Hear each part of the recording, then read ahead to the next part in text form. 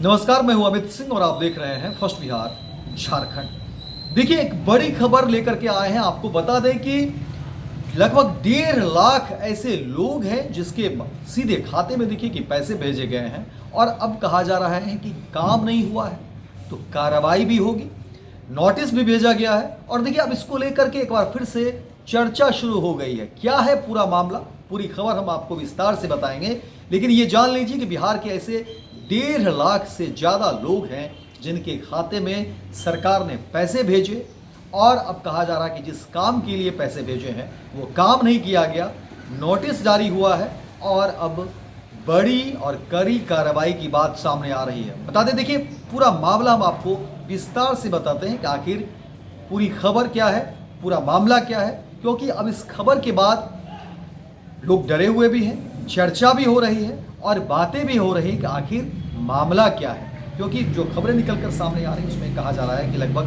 1.5 लाख से ज़्यादा ऐसे लोग हैं जिनके खाते में पैसे लिए गए हैं और उसके बाद जो है ये बात सामने आई है। देखिए, पूरी खबर हम आपको बताते हैं। जो खबरें निकल कर सामने आ रही हैं उसमें कहा जा रहा है कि बिहार सरकार ने प्रधानमंत्री आवास योजना ग्रामीण के तहत जो है लगभग 1.5 लाख से अधिक लाभार्थियों को उनके निजी बैंक खातों में जो राशि जमा की गई और उसके बाद जो है पक्के मकान न बनने या पूरा न होने के कारण जो है नोटिस जारी किया गया है। वहीं बिहार के ग्रामीण विकास मंत्री श्रवण कुमार ने बुधवार को विधानसभा में कहा कि विभाग ने उन 19,495 बकायेदारों के खिलाफ सर्टिफिकेट केस भी दर्ज किया है जिन्होंने कई महीनों पहले सरकार द्वारा कुल राशि को मंजूरी दिए जाने के बावजूद योजना के तहत मकान नहीं बनाए हैं।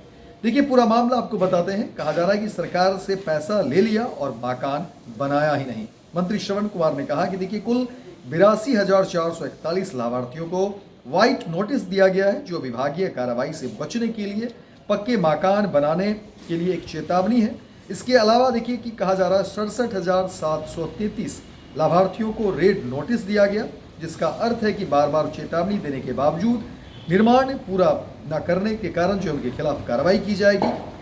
वहीं बिहार सरकार ने अब एक तरह से नोटिस जारी कर दिया है। मंत्री ने कहा कि रेड नोटिस के बाद भी अगर लोग नहीं बाज आते हैं तो उनके खिलाफ सर्टिफिकेट केस दायर किया जाता है।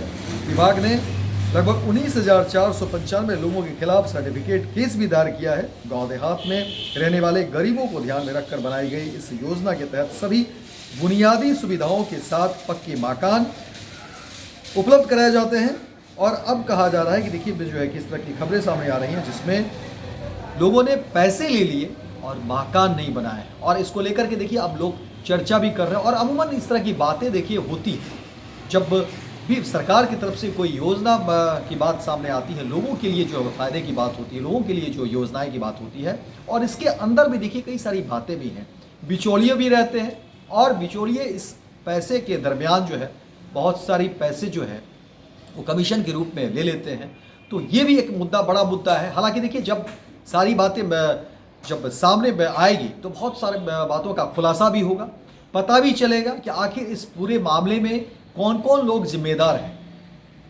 जिस तरह से ग्रामीण आवास योजना को लेकर के बातें निकल कर सामने आ गई है कि पैसे ले लिए गए हैं, आवास नहीं बना है, तो अब इस पूरी छानबीन होगी। और कहा जा रहा है कि इसमें कई पदाधिकारी, कई अधिकारी भी जद में आएंगे और जो बिचौलिए हैं वो भी जद में आएंगे और सबको चिन्हित करने की बात भी सामने आ रही है। और कहा जा रहा है कि देखिए जब छानबीन होगी इस पूरी योजना को लेकर के, शुरू से लेकर के अंत तक कहाँ से कहाँ पैसे गए, कौन कौन लोग इसमें शामिल हैं, किन लोगों ने जो है घर वालों से जिनके घर बनने थे, मकान बनने थे, उनसे पैसे लिए गए और भ्रष्टाचार को लेकर के भी बातें सामने आ रही हैं। तो कई तरह के मामले इसमें सामने आ रहे हैं।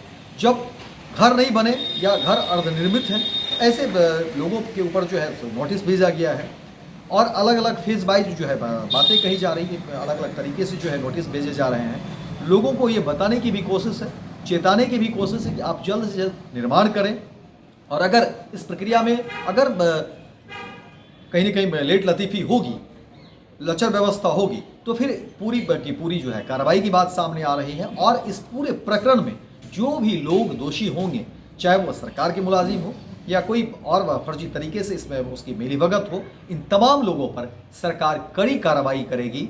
और अब जो बातें सामने आ रही है उसमें सरकार ने स्पष्ट कर दिया है कि देखिए अलग अलग फेज वाइज जो है नोटिस भेजे गए हैं ताकि उनको समझाने के लिए, ये बताने के लिए कि आप जल्द से जल्द इस काम को पूरा करें। लेकिन देखिए जैसे ही नोटिस भेजा गया और सरकार ने कार्रवाई की बात सामने की है तो एक हलचल सा माहौल है। तमाम इस तरह के लोग जो मिलीभगत में रहते हैं उनके बीच कहीं ना कहीं डर का भी माहौल हुआ है और लोगों के बीच चर्चा भी है कि अब क्या कुछ चीज़ें सामने आएगी और कौन कौन से लोग इस जद में आएंगे। तो फिलहाल इस खबर में इतना ही, दीजिए इजाजत। लेकिन दिन भर की तमाम खबरों को देखने के लिए आप देखते रहिए फर्स्ट बिहार झारखंड। गोल, जहां 27 वर्षों के सफर में 17,000 से भी अधिक छात्रों ने डॉक्टर एवं इंजीनियर बनकर भरे सफलता की ऊंची उड़ान। जहां साधारण छात्र भी झारखंड टॉपर्स बनकर बना रहे इतिहास। दूरदर्शी शिक्षाविद श्री विपिन सिंह के मार्गदर्शन में मेडिकल एवं इंजीनियरिंग के लाखों छात्रों के लिए आशा की किरण के रूप में goal, nations leading institute. Panorama group, जो सोचता है वो करता है।